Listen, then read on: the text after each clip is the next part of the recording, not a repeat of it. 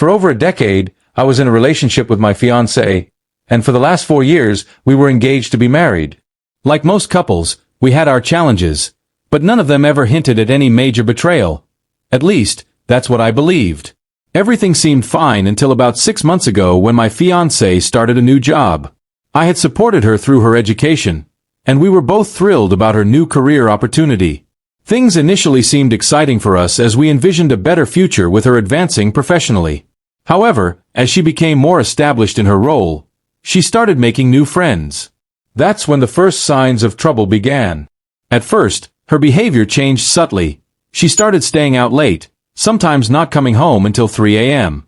When I asked about it, she would claim she had spent the night at her sister's house. I trusted her and didn't push further, choosing to believe her explanations even though the situation made me uneasy. Then came a turning point. She went on a beach trip out of state with her new work friends. It was a 6-hour drive, and while I found it unusual, I didn't think much of it at the time. She returned from that trip seemingly fine, but the next day, she told me she needed time to rethink our engagement and relationship. I was completely blindsided by her announcement, as I hadn't been aware of any issues significant enough to warrant such a decision. I pleaded with her to stay and suggested couples counseling, but she insisted on leaving.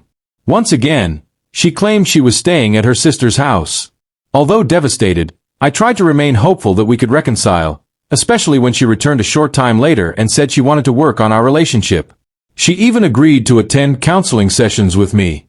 3 weeks ago, she dropped another bombshell. She told me she was pregnant. Since we had been trying to start a family for a while, I assumed the baby was mine and was overjoyed at the news. I threw myself into preparation, buying baby books, corner protectors, and other essentials. Yet, in the back of my mind, the red flags from the past few months lingered. Feeling increasingly unsettled, I asked her for a paternity test. I reassured her that I trusted her but explained that this request stemmed from my own insecurities and the need for personal clarity. She was visibly upset and dismissed the idea, so I dropped the subject temporarily. However, I couldn't let it go and brought it up again during a conversation about the baby.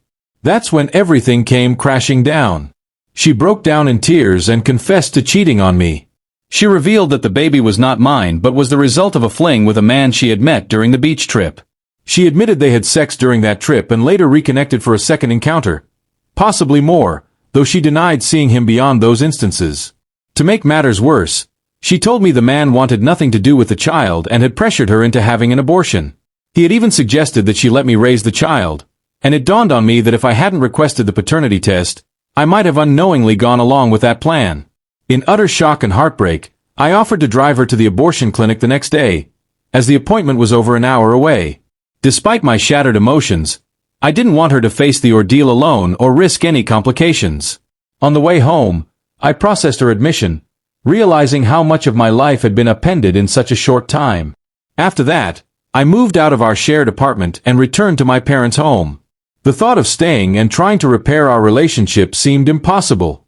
She claimed she still loved me, but I couldn't bring myself to trust her or see a future together. Since then, I've taken steps to close that chapter of my life. I moved out most of my belongings, terminated our lease, and cut ties wherever possible. It was a bittersweet process, but with each action, I felt a little more in control of my life again. Surprisingly, I haven't broken down emotionally. I haven't cried or mourned the end of our relationship as I thought I might. Instead, I've thrown myself into hobbies, the gym, and planning new adventures. I've even scheduled a rock climbing and hiking trip with a close friend I hadn't seen in ages. One insightful comment I read suggested that my lack of intense sadness might be because my future self knows how much better my life will be now. That perspective resonates with me. For the first time in years, I feel liberated, free to explore life on my own terms without compromise or second-guessing. I've lost a relationship I once cherished, but in the process, I've gained a renewed sense of self. I'm choosing to embrace the opportunities ahead and leave the pain of the past behind.